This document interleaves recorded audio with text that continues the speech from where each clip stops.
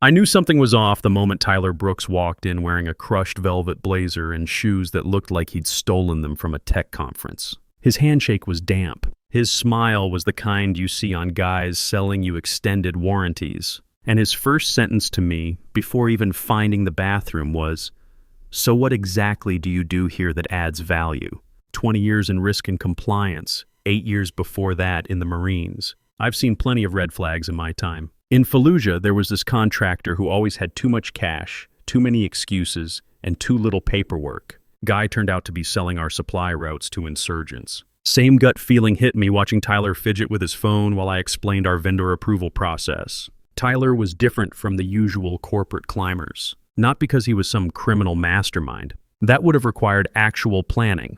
Tyler was a storm of Silicon Valley buzzwords trapped in a guy who thought spreadsheets were beneath him. I'm Jake Sullivan, by the way. 47 years old, been keeping companies honest since before Tyler could spell disruption. 2 tours in Iraq taught me how to spot trouble. 20 years in corporate America taught me how to document it properly. When my old boss Henry retired, I figured we'd get someone with experience. Someone who understood that compliance isn't about stopping progress.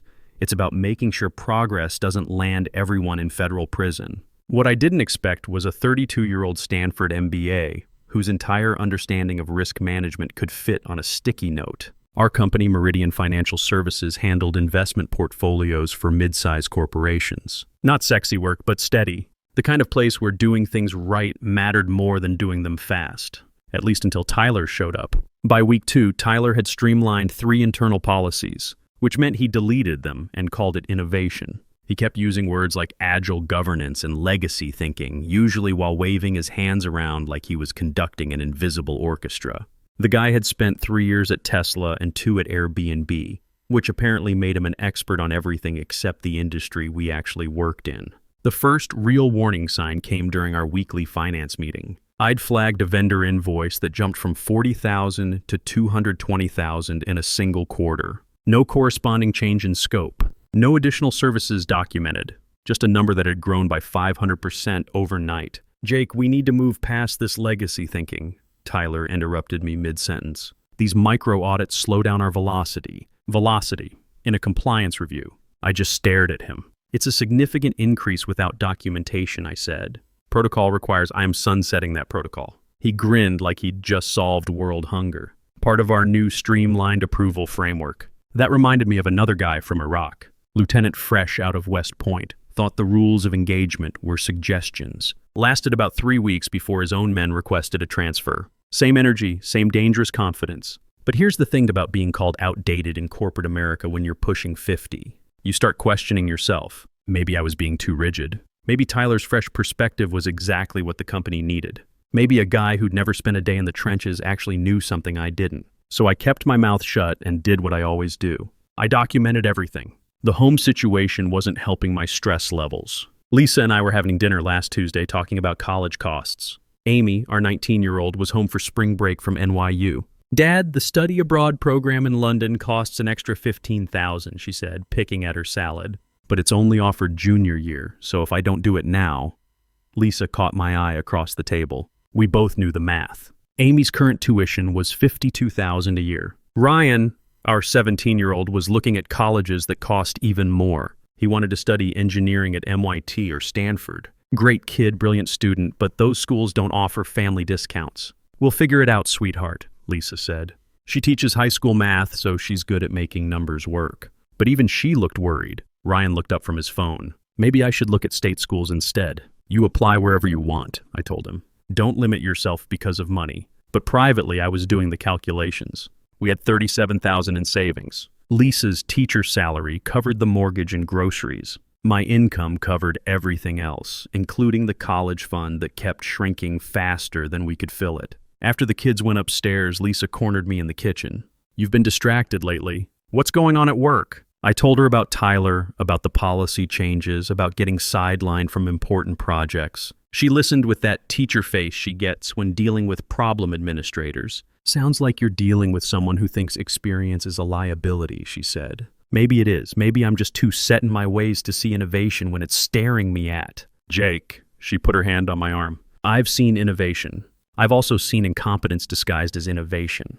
Trust your instincts. The next morning, I was working late, catching up on quarterly reviews that Tyler had somehow reassigned to legacy priority status. The office was empty, except for the cleaning crew and the hum of servers. I was digging through archived vendor files when I found something that made my blood run cold. Single invoice from a new IT vendor. Dated April 3rd, but the vendor wasn't approved until April 17th. The line items were split into two charges. Same deliverable, same week. Total $149,750. Split just below our $150,000 auto-escalation threshold. That's a trick insurgents used to use in Iraq. Split payments to avoid triggering automatic security reviews. Stay just under the radar threshold. I cross-referenced it with project logs. No record of the service. Checked the approval chain. Nothing. Just one line. Approved TB. Tyler Brooks. I sat there staring at the screen for a long time. In the Marines, this is the moment when you realize your intel was wrong and you're walking into an ambush. In corporate America, it's when you realize your new boss isn't just incompetent. He might be stealing. The next morning, I came in early, pulled up that invoice again, and started building what I call an intelligence file. In the Marines, when you suspect enemy activity, you don't just report a gut feeling. You gather evidence, establish patterns, create a timeline. Same principle applies when your boss might be robbing the company blind. What I found over the next week made my stomach turn. Tyler hadn't just approved one questionable invoice. There were 7 of them, all from newer vendors he'd personally fast-tracked. All had been logged after the services were supposedly delivered. Some were input weeks after the service date. The real kicker? Every single one had been logged from Tyler's account between midnight and 3 a.m. In Iraq, we learned that criminals do their dirty work in the dark. Corporate criminals apparently follow the same playbook. I almost got caught digging through the files on Thursday night. Tyler came back to the office around 9 p.m., which was unusual since he usually disappeared by 5 to hit whatever trendy workout class was popular that week.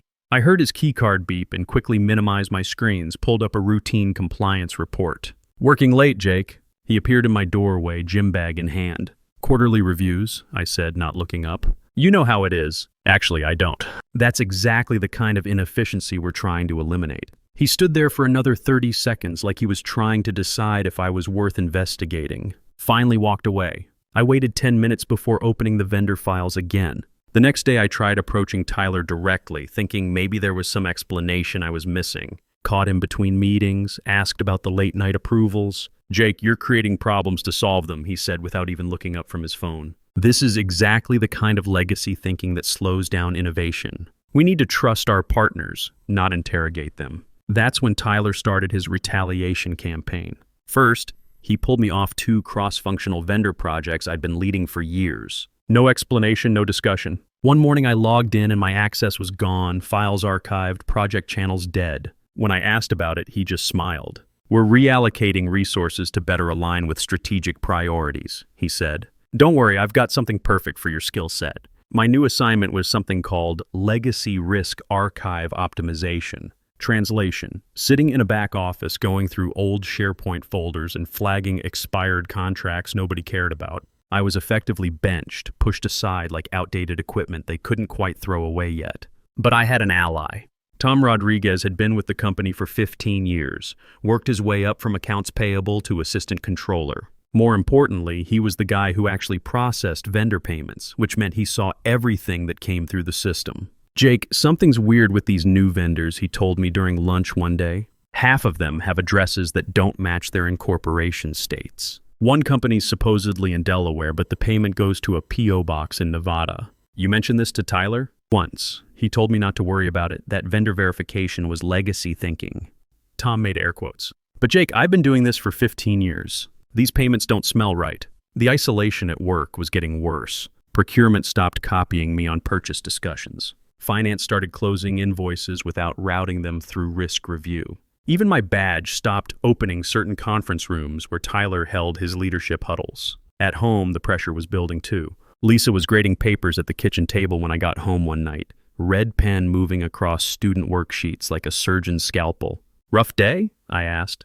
Principal wants us to implement a new grading system without any training. Sound familiar? She looked up from a paper covered in algebraic equations. You know what I tell my students when they want to skip steps in problem solving? What?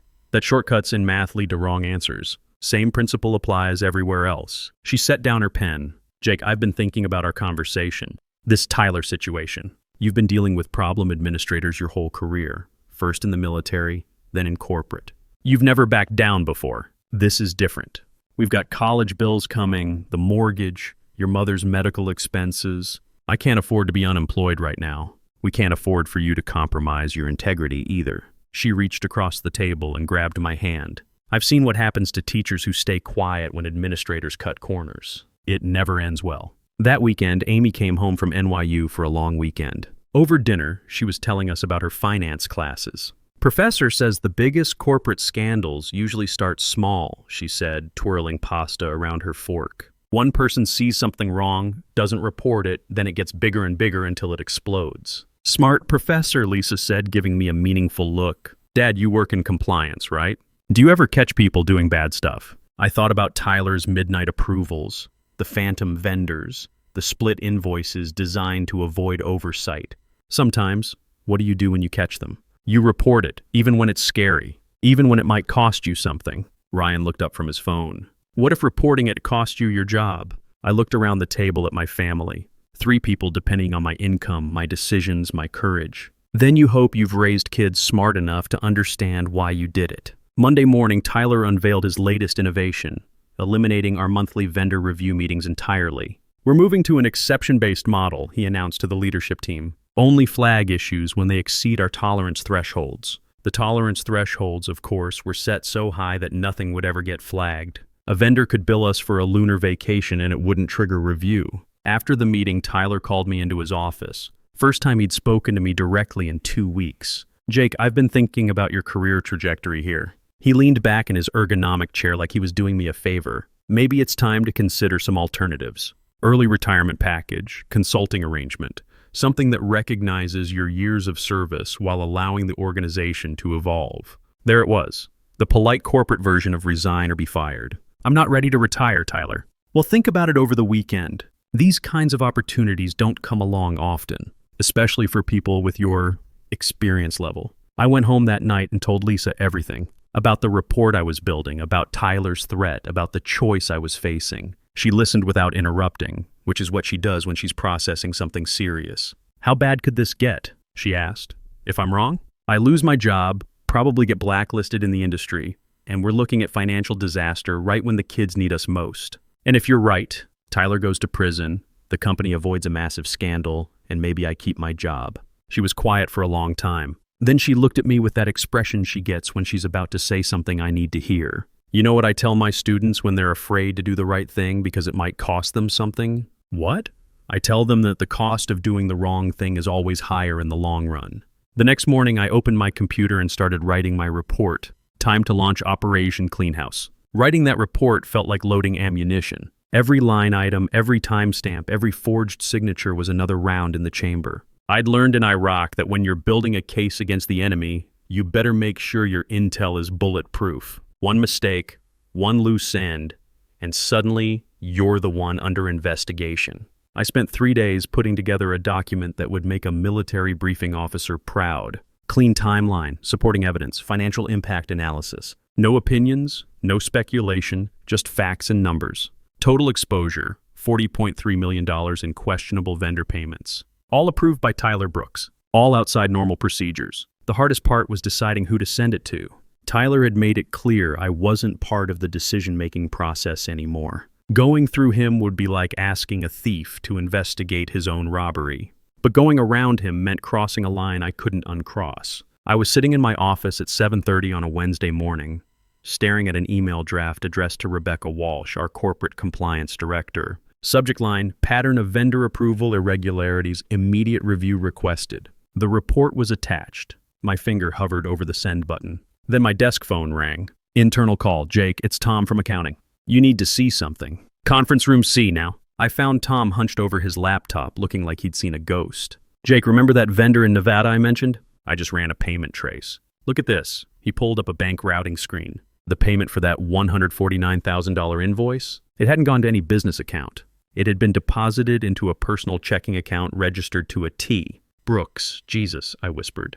It gets worse. I found 2 more just like it. Different vendors, same account. Jake, this isn't sloppy bookkeeping. This is straight up theft. That's when I hit send on my email to Rebecca. She called me 2 hours later. Her voice was calm, professional, but I could hear something underneath it. Steele. Jake, I've reviewed your submission along with some additional information that's come to light. Can you be available for a call at 3 p.m. today? Of course. And Jake? Keep this between us for now. We're dealing with a federal matter. Federal. That word hit me like a cold slap. This wasn't about corporate policy violations anymore. This was about criminal fraud. The call lasted 40 minutes. Rebecca went through my report line by line, then shared what her own investigation had uncovered. The fake vendors, the personal accounts, the systematic theft that had been going on for months. This triggers an immediate federal audit, she said finally. FBI Financial Crimes Unit, surprise deployment. They'll coordinate with our external accounting firm. How soon can you be available to support? I'm available now. Good. They'll be on site Monday morning. Quiet rollout, no advance notice to operational leadership. Jake, I need you to understand something. Tyler will likely figure out this came from you. Are you prepared for that? I thought about Tyler's threat the day before, about my family's financial situation, about the choice between doing right and playing safe. I'm prepared. That gave me 4 days to act normal while knowing I'd just lit a fuse on a federal investigation. Tyler, meanwhile, was getting desperate. On Thursday, he announced another policy optimization that would eliminate monthly vendor reviews entirely. But this time, he seemed rushed, almost panicked. He kept checking his phone during meetings, kept asking IT about backup procedures and data retention policies. Friday morning, Tyler made his biggest mistake yet. I was in the break room getting coffee when I overheard him on a phone call in the adjacent hallway. No, we need to move faster, he was saying. The old processes are creating too much documentation. Can you set up the new accounts by Monday? I stayed perfectly still, listening. I don't care about the fees. Just make sure the routing doesn't trace back to the original structure. When I heard his footsteps moving away, I realized Tyler wasn't just stealing money. He was actively trying to cover his tracks, which meant he suspected someone was onto him. Friday afternoon, he called me into his office. His usual smugness was gone, replaced by something that looked like barely controlled panic. Jake, I've been thinking about our conversation yesterday. That early retirement package? I think we should accelerate the timeline.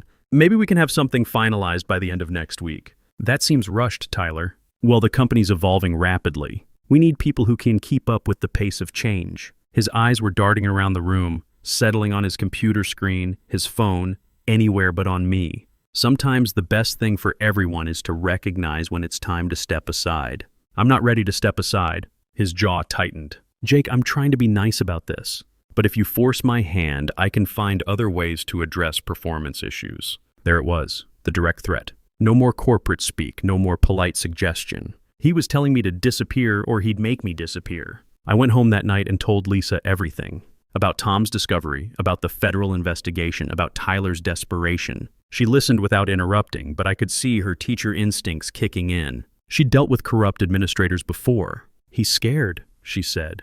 When people are cornered, they make mistakes, but they also get dangerous. How dangerous? Depends how much he has to lose, and how much he thinks you know. Sunday night, I couldn't sleep. I kept thinking about Monday morning, about federal agents walking into our office, about Tyler's reaction when he realized his world was collapsing. In Iraq, the most dangerous moment wasn't when you were fighting the enemy. It was when the enemy realized he was trapped. Monday morning arrived like a court date. I was in the office by 7. Drinking coffee and trying to look normal while knowing that somewhere in the parking lot, federal agents were probably reviewing their approach plan. Tyler showed up at 8:15, but something was different. His usual green smoothie was nowhere to be seen. His hands were shaking slightly as he swiped his key card. He looked like a man who'd been up all night deleting files. At 8:45, Rebecca walked through the main entrance with 3 people in dark suits. No briefcases this time. They carried digital tablets and had the focused look of people executing a search warrant. Tyler was in his office, probably watching through his window as they approached. I saw him stand up, straighten his jacket, put on that fake conference room smile. But even from across the floor, I could see the sweat stains forming under his arms. Rebecca knocked on his door. He opened it, smiled, gestured for them to come in. The smile lasted about 10 seconds. Then I heard him say, loudly enough to carry across the office, "I want my lawyer." The blinds in his office snapped shut, but it was too late. Everyone on the floor had heard those 4 words. In corporate America, there's only one reason someone asks for a lawyer during a business meeting. They know they're caught. The silence in that conference room was deafening. Tyler sat there staring at the timeline like it was written in a foreign language, probably trying to figure out how his brilliant plan to throw me under the bus had just exploded in his face. But the federal agents weren't done. Agent Martinez, the lead investigator, opened her tablet and pulled up bank records. Tyler, can you explain why vendor payments totaling $2.7 million were deposited into personal accounts under your control? Tyler's face went white. I don't know what you're talking about. Account number ending in 4847 registered to T. Brooks Industries, LLC, a company you incorporated 3 months ago in Nevada. She slid a printout across the table. Ring any bells? That's when I realized this was bigger than I'd thought. Way bigger.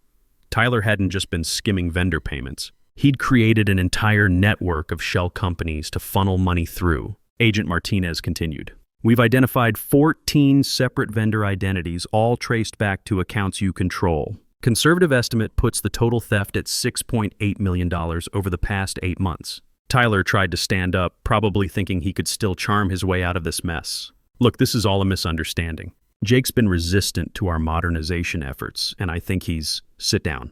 Agent Martinez's voice cut through the room like a blade. Mr. Brooks, you're under federal investigation for wire fraud, money laundering, and conspiracy to commit theft. I suggest you remain silent until your attorney arrives. Our CEO walked into the room at that moment, followed by our chief legal officer and someone I didn't recognize. Expensive suit, briefcase, the kind of lawyer companies call when they're trying to avoid federal prison. Tyler, the CEO said, his voice cold as winter, you're terminated effective immediately. Security will escort you out once the federal agents are finished with their questions. Tyler's mouth opened and closed like a fish out of water. You can't do this. I have a contract. I have rights. The company lawyer opened his briefcase and pulled out a thick folder. Actually, your contract has a morality clause. Theft from the company voids all employment agreements, including severance and non-compete provisions. But the real surprise came next. Agent Martinez looked at Tyler and said, We're also investigating your accomplice. Someone in accounting helped set up the shell company bank accounts and process the fraudulent invoices. My stomach dropped. Tom Rodriguez had been helping me investigate Tyler. But what if Tom was involved from the beginning? What if I'd been played by both sides? We arrested Patricia Williams from your accounting department this morning, Agent Martinez continued. She's already cooperating with our investigation. Patricia Williams. I barely knew her. She worked in accounts payable, processed vendor payments. But she'd been the one actually executing Tyler's scheme while Tom had been trying to expose it. Tyler's face went through about 6 different expressions before settling on pure panic. His accomplice had already flipped, which meant any hope of denying involvement was gone. I want my lawyer, he said quietly. He's on his way, Agent Martinez replied. But Tyler, you should know that Patricia has provided us with detailed records of your communications. Text messages, emails, even recorded phone calls. She was smart enough to document everything. 20 minutes later, Tyler was escorted out by federal agents. No farewell speech, no handshake, no box of personal items. Just handcuffs and a slow walk through the office while everyone pretended not to stare. The guy who'd been running the show that morning was in federal custody by lunch. Rebecca called me into her office that afternoon. Jake, the FBI wants you to testify before the grand jury next month. They're building a case for federal prosecution, and your documentation was crucial in establishing the timeline. Of course, whatever they need. There's something else. The board met this morning. We're creating a new position, Chief Compliance Officer. It comes with a 40% salary increase and oversight of all risk management functions across the company. The number she mentioned was more than I'd made in my best year ever. Enough to cover Amy's remaining college years without stress. Enough to get Ryan through MIT if that's where he wanted to go. Enough to start thinking about retirement without panic. The board also approved a whistleblower bonus, she continued. Standard practice when employee action prevents significant financial loss. It's a separate payment, not part of your salary. The bonus number made my eyes water. 6 figures. Enough to pay off our mortgage and still have money left over. That evening, I drove home with a head full of thoughts about federal trials and new responsibilities. But mostly I was thinking about how to tell my family that our money worries were over. Lisa was grading papers at the kitchen table when I walked in. Amy was home for the weekend, and Ryan was working on college applications. So, Lisa said, looking up from a stack of algebra tests, how was your day? Tyler got arrested by the FBI. I got promoted to Chief Compliance Officer. And we just became financially secure. Amy looked up from her laptop. Wait, what? I explained the whole thing. The federal investigation, Tyler's arrest, Patricia Williams flipping on him, the promotion, the bonus. Amy kept interrupting with questions about the legal process. Ryan wanted to know if this meant he could apply to expensive schools without guilt. You can apply anywhere you want, I told him. Money's not a factor anymore. Lisa just smiled. I told you the cost of doing the wrong thing is always higher in the long run. 6 months later, I was speaking at the National Association of Corporate Compliance Officers annual conference in Denver. The speech was about early warning signs of internal fraud, but the real message was about trusting your instincts when something doesn't smell right. After my presentation, a woman about my age approached me. I work for a tech startup in Austin. My new CFO keeps talking about optimizing legacy controls. After hearing your talk, I'm thinking I should start documenting some things. Trust your gut, I told her. And remember, they don't call it compliance for nothing. Tyler got 5 years in federal prison plus full restitution. Patricia Williams got 2 years and had to pay back her share. The company recovered most of the stolen money through insurance and asset forfeiture. Me, I'm still here, still keeping companies honest, still believing that experience and integrity matter more than buzzwords and business school theories. I've got a team of 8 now, all of them trained to spot the Tyler Brookses of the world before they can do real damage. Last week, a young analyst fresh out of college flagged something unusual in our vendor payments. Turned out to be a data entry error, nothing criminal, but she caught it before it became a problem. Did I do the right thing? She asked. Always flag the weird stuff, I told her. Better to be cautious than sorry, because in the end, that's all any of us can do. Pay attention, document what we see, and speak up when something's wrong. It's not glamorous work, but it's honest work. And in a world full of Tyler Brookses, honest work matters more than ever.